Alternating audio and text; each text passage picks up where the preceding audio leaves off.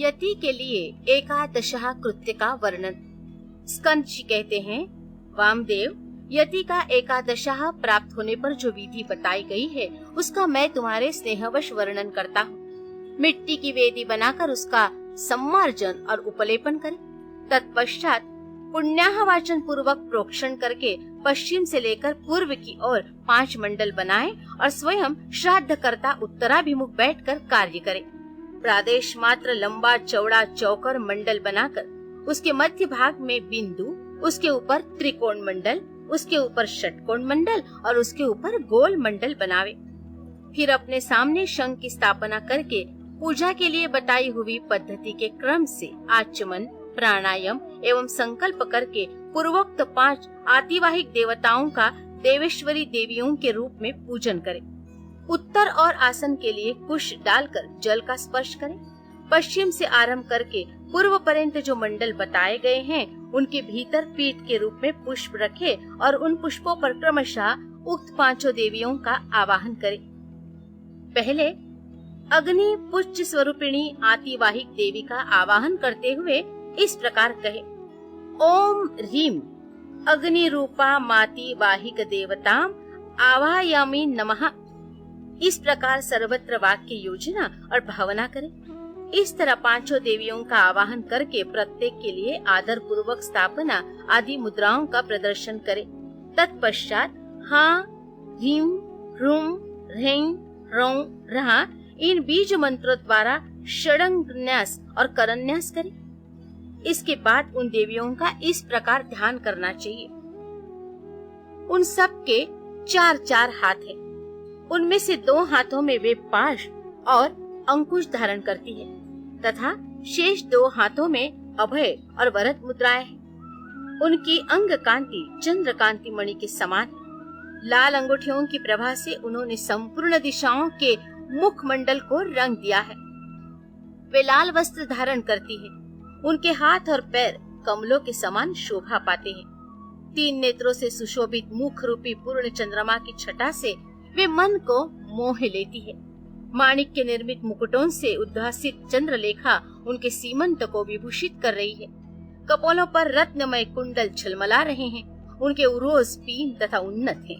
हार, केयूर, कड़े और करधनी की लड़ियों से विभूषित होने के कारण वे बड़ी मनोहारिणी जान पड़ती हैं। उनका कटिभाग कृष्ण और नितंब स्थूल है। उनके अंग लाल रंग के दिव्य वस्त्रों से आच्छादित है। चरणार बिंदों में माणिक्य निर्मित पायजेबों की झनकार होती रहती है। पैरों की अंगुलियों में बिच्छुओं की पंक्ति अत्यंत सुंदर एवं मनोहर है। यदि अनुग्रह मुर्दे के समान मूर्तिमान हो तो उससे क्या सिद्ध हो सकता है। इसलिए वे देवियां महेश्वर की भांति शक्त्यात्मक मूर्ति वाले अनुग्रह से संपन्न है। अतः उनके अनुग्रह से सब कुछ सिद्ध हो सकता है। सब पर अनुग्रह करने वाले भगवान शिव ने ही उन 5 मूर्तियों को स्वीकार किया है। इसलिए वे दिव्य संपूर्ण कार्य करने में समर्थ तथा परम अनुग्रह में तत्पर हैं। इस प्रकार उन सब अनुग्रह परायण कल्याणमयी देवियों का ध्यान करके इनके लिए शंखस्थ जल के बिंदुओं द्वारा पैरों में पाद्य, हाथों में आचमनीय तथा मस्तकों पर अर्घ्य देना चाहिए। तदनंतर शंख के जल की बूंदों से उनका स्नान कर्म संपन्न कराना चाहिए। स्नान के पश्चात दिव्य लाल रंग के वस्त्र और उत्तरीय अर्पित करें। बहुमूल्य मुकुट एवं आभूषण दे।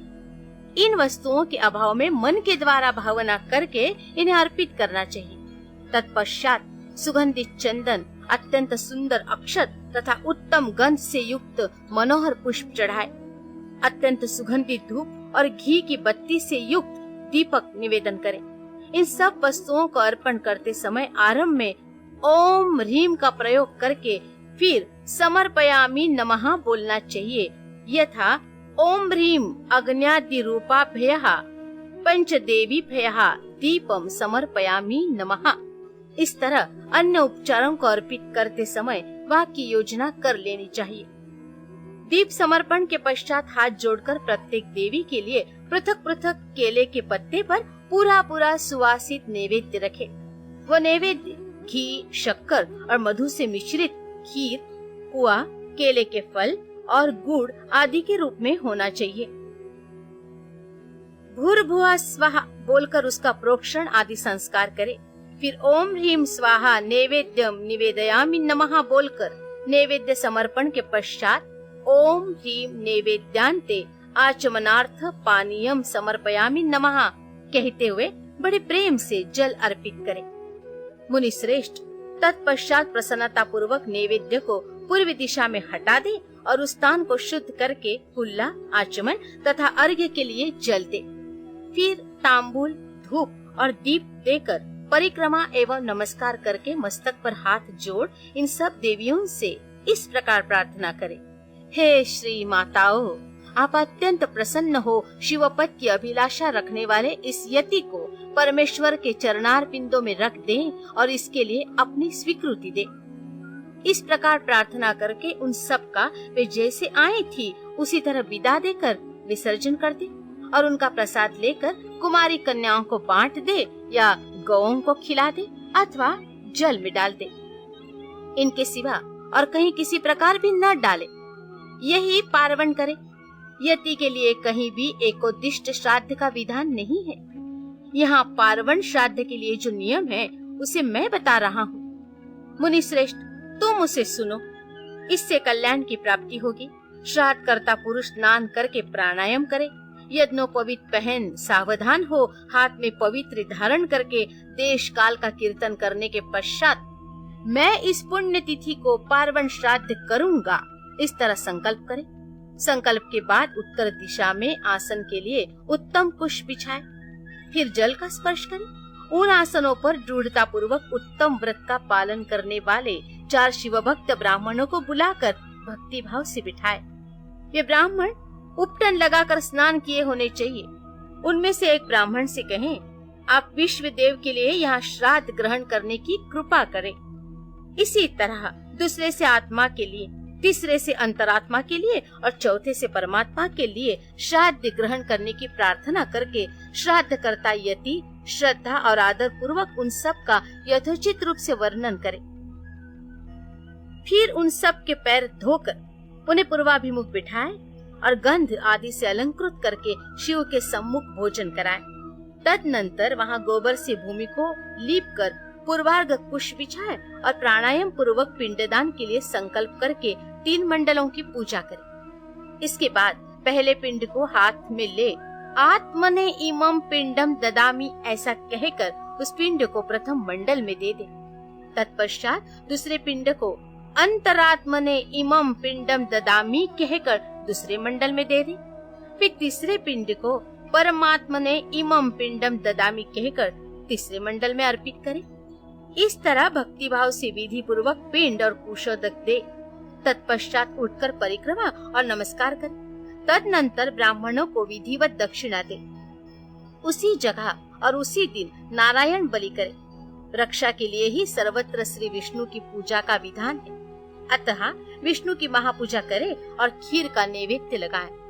इसके बाद वेदों के पारंगत 12 विद्वान ब्राह्मणों को बुलाकर केशव आदि नाम मंत्रों द्वारा गंध, पुष्प और अक्षत आदि से उनकी पूजा करे। उनके लिए विधि पूर्वक जूता, छाता और वस्त्र आदि दे। अत्यंत भक्ति से भांति भांति के शुभ वचन कहकर उन्हें संतोष दे। फिर पूर्वाग्र कुशों को बिछाकर ओम भुआ स्वाहा, ओम भुआ स्वाहा, ओम सुवहा स्वाहा ऐसा उच्चारण करके पृथ्वी पर खीर की बलि दे। मुनीश्वर, ये मैंने एकादशाह की विधि बताई है। अब द्वादशाह की विधि बताता हूँ, आदर पूर्वक सुनो। यति के द्वादशाह कृत्य का वर्णन स्कंद और वामदेव का कैलाश पर्वत पर जाना तथा सुत जी के द्वारा इस संहिता का उपसंहार। स्कंद जी कहते हैं, वामदेव 12वें दिन प्रातःकाल उठकर श्राद्ध करता पुरुष स्नान और नित्य कर्म करके शिव भक्तों, यतियों अथवा शिव के प्रति प्रेम रखने वाले ब्राह्मणों को निमंत्रित करे। मध्याह्न काल में स्नान करके पवित्र हुए उन ब्राह्मणों को बुलाकर भक्ति भाव से विधि पूर्वक भांति भांति के स्वादिष्ट अन्न भोजन कराए। फिर परमेश्वर के निकट बिठाकर पच्चावरण पद्धति से उनका पूजन करे। तत्पश्चात मौन भाव से प्राणायाम करके देश काल आदि के कीर्तन पूर्वक महान संकल्प की प्रणाली के अनुसार संकल्प करते हुए अस्मत् गुरोरिह पूजाम करिष्ये, मैं अपने गुरु की यहाँ पूजा करूंगा, ऐसा कहकर कुशों का स्पर्श करे। फिर ब्राह्मणों के पैर धोकर आचमन करके श्राद्धकर्ता मौन रहे और भस्म से विभूषित उन ब्राह्मणों को पूर्वाभिमुख आसन पर बिठाए। वहाँ सदाशिव आदि के क्रम से उन 8 ब्राह्मणों का बड़े आदर के साथ चिंतन करे, अर्थात उन्हें सदाशिव आदि का स्वरूप माने। मुने अन्य 4 ब्राह्मणों का भी 4 गुरुओं के रूप में चिंतन करे। चारों गुरु ये हैं: गुरु, परम गुरु, परात्पर गुरु और परम श्रेष्ठी गुरु। परमेष्टि गुरु का उनमें उमा सहित महेश्वर की भावना करते हुए चिंतन करे। अपने गुरु का नाम लेकर ध्यान करे। उन सब के लिए इदमा सनम ऐसा कहकर पृथक पृथक आसन रखे। आदि में प्रणव, बीच में द्वितीयांत गुरु तथा अंत में आवाहयामि नमः बोलकर आवाहन करे। यथा ओम अमुक नामानम गुरुम आवाहयामि नमः, ओम परम गुरुम आवाहयामि नमः, ओम परात्पर गुरुम आवाहयामि नमः, ओम परमेष्टि गुरुम आवाहयामि नमः। इस प्रकार आवाहन करके अर्घोदक अर्घ्य में रखे हुए जल से पाद्य, आचमन और अर्घ्य निवेदन करे। फिर वस्त्र, गंध और अक्षत देकर ओम गुरुवे नमः इत्यादि रूप से गुरुओं को तथा ओम सदाशिवाय नमः इत्यादि रूप से 8 नामों के उच्चारण पूर्वक 8 अन्य ब्राह्मणों को सुगंधित फूलों से अलंकृत करे। तत्पश्चात धूप दीप देकर कृतमिदं सकलमाराधनम संपूर्ण मस्तु, की गई ये सारी आराधना पूर्ण रूप से सफल हो, ऐसा कहकर खड़ा हो नमस्कार करे। इसके बाद केले के पत्तों को पात्र रूप में बिछाकर जल से शुद्ध करके उन पर शुद्ध अन्न, खीर, पुआ, दाल और साग आदि व्यंजन परोसकर केले के फल, नारियल और गुड़ भी रखे। पात्रों को रखने के लिए आसन भी अलग अलग दे। उन आसनों का क्रमशः प्रोक्षण करके उन्हें यथास्थान रखे। फिर भोजन पात्र का भी प्रोक्षण एवं अभिषेक करके हाथ से उसका स्पर्श करते हुए कहे, विष्णु हव्यमिदं रक्षस्व, हे विष्णु इस हविष्य को आप सुरक्षित रखें। फिर उठकर उन ब्राह्मणों को पीने के लिए जल देकर उनसे इस प्रकार प्रार्थना करें, सदा शिवादयो में प्रीता वरदा भवन्तु, सदाशिव आदि मुझ पर प्रसन्न हो, अभिष्ट वर देने वाले हो। इसके बाद ये देवा आदि मंत्र का उच्चारण करके अक्षत सहित इस अन्न का त्याग करे।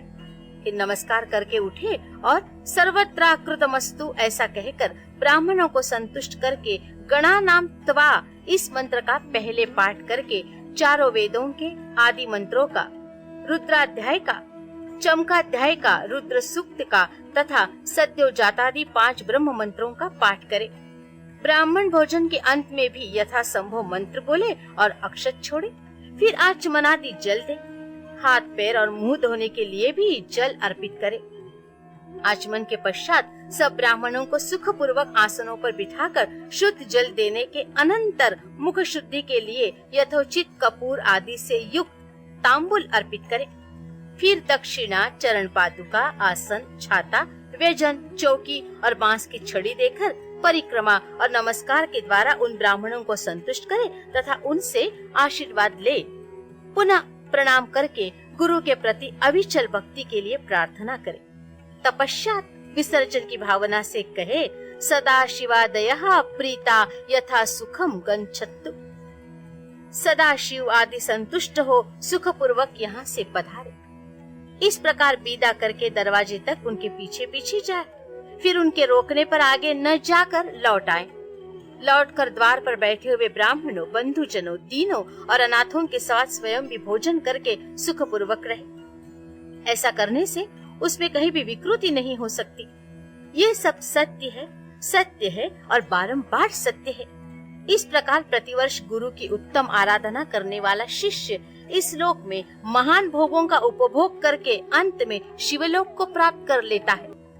मुने, ये साक्षात भगवान शिव का कहा हुआ उत्तम रहस्य है, जो वेदांत के सिद्धांत से निश्चित किया गया है। तुमने मुझसे जो कुछ सुना है उसे विद्वान पुरुष तुम्हारा ही मत कहेंगे अतः यदि इसी मार्ग से चलकर शिवो हमास्मि, मैं शिव हूँ, इस रूप में आत्म स्वरूप शिव की भावना करता हुआ शिव रूप हो जाता है। सूत जी कहते हैं, इस प्रकार मुनीश्वर वामदेव को उपदेश देकर दिव्य ज्ञान दाता गुरु देवेश्वर कार्तिकेय पिता माता के सर्वदेव वंदित चरणार बिंदों का चिंतन करते हुए अनेक शिखरों से आवृत शोभाशाली एवं परम आश्चर्यमय कैलाश शिखर को चले गए। श्रेष्ठ शिष्यों सहित वामदेव भी मयूर वाहन कार्तिकेय को प्रणाम करके शीघ्र ही परम अद्भुत कैलाश शिखर पर जा पहुँचे और महादेव जी के निकट जा उन्होंने उमा सहित महेश्वर के मायानाशक मोक्षदायक चरणों का दर्शन किया। फिर भक्ति भाव से अपना सारा अंग भगवान शिव को समर्पित करके वे शरीर की सुधि भुलाकर उनके निकट दंड की भांति पड़ गए और बारंबार उठ उठ कर नमस्कार करने लगे। तत्पश्चात उन्होंने भांति भांति के स्तोत्रों द्वारा जो वेदों और आगमों के रस से पूर्ण थे जगदम्बा और पुत्र सहित परमेश्वर शिव का स्तवन किया। इसके बाद देवी पार्वती और महादेव जी के चरणार बिंद को अपने मस्तक पर रखकर उनका पूर्ण अनुग्रह प्राप्त करके वे वहीं सुखपूर्वक रहने लगे। तुम सभी ऋषि भी इस प्रकार प्रणव के अर्थभूत महेश्वर का तथा वेदों के गोपनीय रहस्य, वेद सर्वस्व और मोक्षदायक तारक मंत्र ओमकार का ज्ञान प्राप्त करके यही सुख से रहो तथा विश्वनाथ जी के चरणों में सायुज्य रूपा अनुपम एवं उत्तम मुक्ति का चिंतन किया करो। अब मैं गुरुदेव की सेवा के लिए बद्रिकाश्रम तीर्थ को जाऊंगा। तुम्हें फिर मेरे साथ संभाषण का एवं सत्संग का अवसर प्राप्त हो।